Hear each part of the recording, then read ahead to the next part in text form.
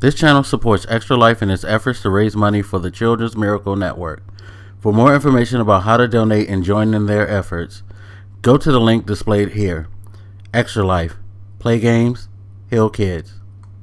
What up, everybody? This is your boy Black Magus, and I'm actually recording while watching gameplay. Haven't done that in a while. Mostly I'm doing this as a marker, so I can keep myself within a certain time frame. Plus, I thought that this was one of the better videos for me to use because it's of one of the games that impact me the most this year. And what better than to use a game that impact me to talk about the different things that impacted me personally, as well as far as gaming over 2016. Now, I've done year in review in gaming, but I haven't done a year in review of life. And of course, gaming is included in life because gaming is something that, as my 2016 has been a roller coaster, to say the least. That's me putting it nicely. Gaming has always been something that's been there, and I hope it continues to be there because it definitely has helped me over time deal with the issues that I've had. I mean, you guys have heard it as I've started doing my personal moment videos, which I've done mostly just to release some of the negative emotions that I have inside me, but also to share with other people because I feel like we don't talk a lot about our problems, especially African Americans, African American males in particular. We're taught to keep that shit in, be a man, quote unquote. Don't show weakness. You know, you're not supposed to cry. Definitely not supposed to cry in front of a woman. Not supposed to bitch and moan about your problem. It's weird because the way that we're taught to deal with things is kind of fucked up, to be quite honest. 9 times out of 10, we're mainly taught in a fashion that we end up taking it out on people, in particular our women, and that's not cool. But these videos for me, this is my escape. This is me keeping from being that angry person that wants to, you know, reflect his bitterness on other people because things aren't right for me, so I'm gonna lash it out on the world. And you see a lot of people do that. That's just not me.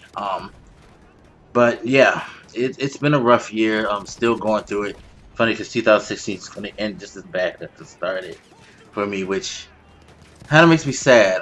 You guys probably haven't noticed it, but I've been in a deep depression. I do kind of suffer from the holiday depression that I talked about in the video, like I said. So it's been rough because I sit back and I think about all the things that have gone on and the things that are still going on, and it's tiring. It's very, very tiring.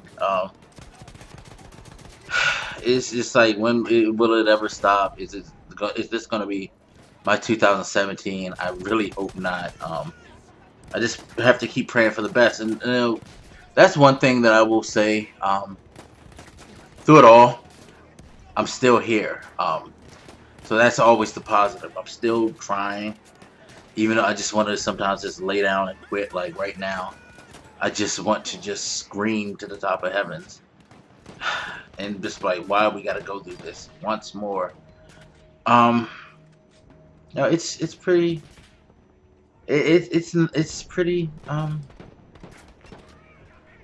pretty frustrating. But even with all that frustration, all the bullshit, the fuckery, I have honestly, I've had some really good moments, and I've been reminded of why, you know, the fight is still worth it.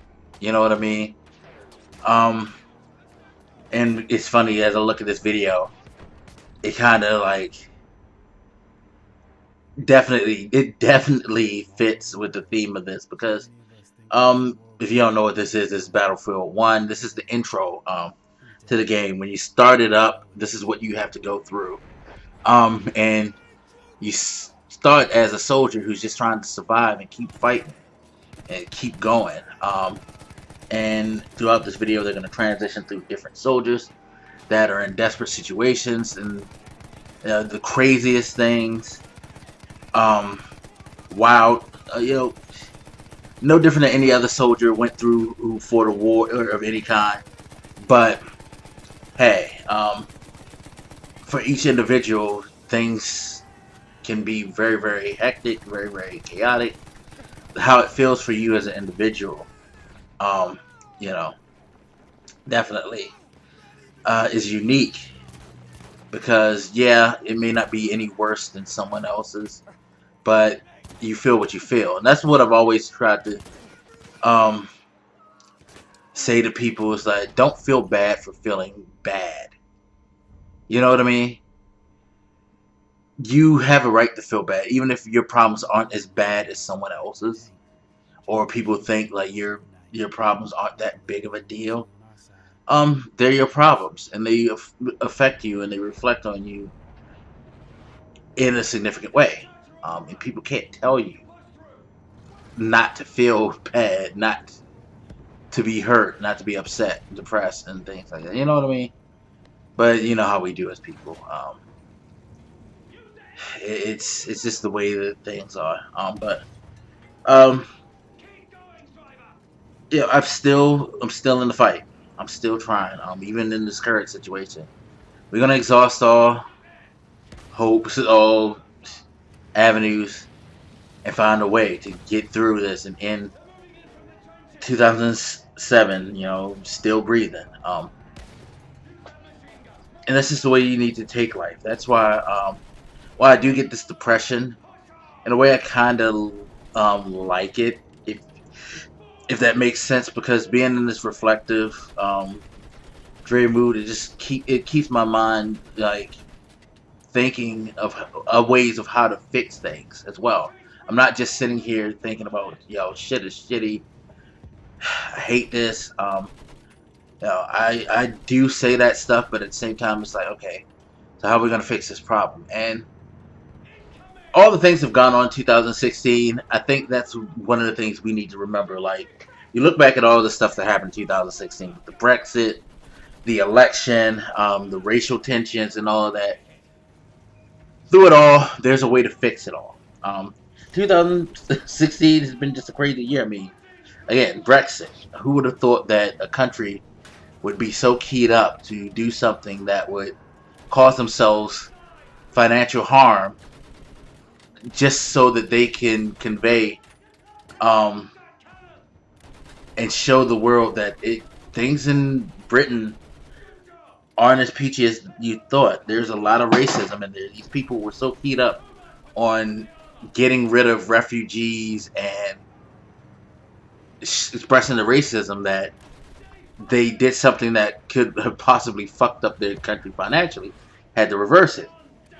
Now, no one thought that was going to be the biggest. That wasn't going to be the biggest faux pas by a nation, but we went ahead and had to, forgive the pun, but trump them by electing Donald Trump as president, who he ran on a platform where he stirred up racism, sexism, bigotry, religious prejudice, all types of negatives. He ran on those platforms, and he stirred up that crowd that showed, America's not as loving and warm as we would like to think. There's still a ton of racism and a ton of bigotry and all of that. We've seen state governments like North Carolina go batshit insane, where they wanted to ban transgender people from being allowed in bathrooms, causing the state tons of financial grief. But hey, their religious beliefs were upheld. Fuck if you're causing financial suffering and pain to your people. We keep those transgender people out of the bathrooms, and that's the biggest thing. And it's been such a big thing that the exiting governor is now blocking the fucking incoming Democratic governor of reverting some of the laws, and they're making it hell. It's like, you're willing to make your people suffer financially for that ideal, and this is kind of what's gonna, I hope, not happen. but may happen with the presidency that we have now, especially since his whole platform was built on draining the swamp, and he sparked all of the hatefulness in those people. While those people are, exulting in their hate and in their ideology, of like, hey, we make the liberals suffer and cry, and now we can get rid of the gays and the Muslims and the immigrants and blah, blah, blah, blah, blah. Well, this guy is hiring a bunch of billionaires to help siphon money and treat the government as if it were a corporation. That thing that he was telling us he was going to fight against. Corporate corruption. Lobbyists. He's hiring fucking lobbyists on his cabinet. It's just wild. It's stuff like that. And then the multitude of celebrity deaths. I know, is that such a big deal? No, but it just stands out so much because I think we've seen a lot of significant celebrities pass this year. And when I say significant, I mean people who a lot of us know a lot about, or have kind of grew up listening to or watching, things like that. It's just weird. Sure, a lot of celebrities die, but we've recognized as a whole more names, I think, this year more than any.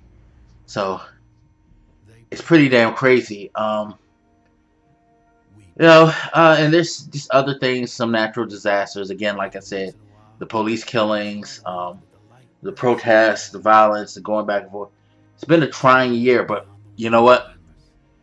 We're still breathing, and we still can figure it out. And that's the thing, going back to what I was saying about my issues. No matter what, I can still continue to think of how to fix things and try to work to fix things. No matter how fucked up I am about it, how upset I am, how angry I am, how depressed, or what have you. I know that it can be fixed. There is a way, and that's the thing. There is a way to fix all the problems of 2016, or to get over all the things that bothered us in 2016. And that's what we have to remember. Hope. There's always hope. So going into 2017, I hope and I wish the best for all of you. You guys stay safe, be good, and enjoy the rest of the year. And I'll see you later. This your boy Black Magus, and I'm out, y'all. Deuces.